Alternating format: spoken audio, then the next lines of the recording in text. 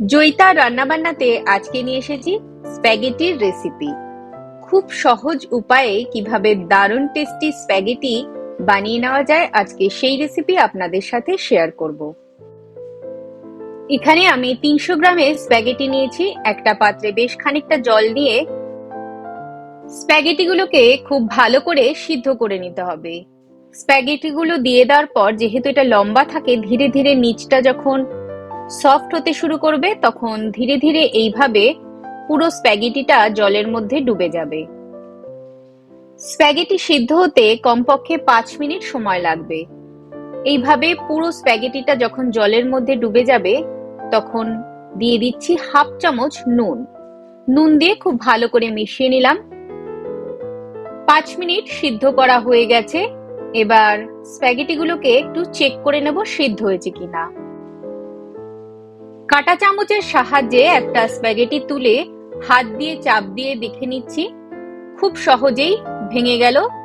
তার মানে স্প্যাগেটিটা পারফেক্ট সিদ্ধ হয়ে গেছে।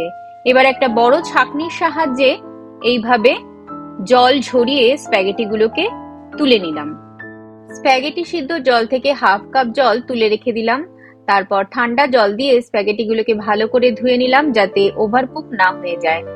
তারপর এইরকম ভাবে ছাঁকনির মধ্যে জল ঝরানোর জন্য কয়েক মিনিট রেখে দেব। এখানে শুধুমাত্র আমি রসুন নিয়েছি 10 থেকে 12 কোয়া। রসুনটা বেশি পরিমাণেই দিতে হবে। রসুনগুলোকে এইভাবে ছোট ছোট করে কুচি করে নিলাম। প্যানে দিয়ে দিচ্ছি 2 টেবিল স্পুন ভেজিটেবল অয়েল। এখানে বাটারও ব্যবহার করা যেতে পারে। তেলটা গরম হয়ে গেছে। এবার রসুনগুলো দিয়ে মিডিয়াম ফ্লেমে হালকা লাল লাল করে ভেজে নিতে হবে। দিয়ে দিচ্ছি 1/4 চামচ চিলি ফ্লেক্স। দিয়ে খুব ভালো করে একবার মিশিয়ে নিচ্ছি। ফ্লেমটাকে মিডিয়ামেই রেখে দেবো। দিয়ে দিলাম 1/4 চামচ পিৎজা সিজনিং। এখানে যে কোনো ধরনেরই হার্বস ব্যবহার করা যেতে পারে।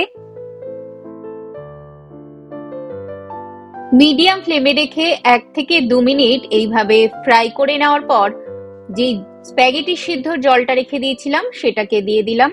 দিয়ে খুব ভালো করে মিশিয়ে নিচ্ছি।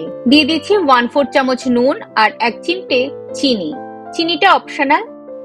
খুব ভালো করে নুন আর চিনিটাকে মিশিয়ে দিলাম।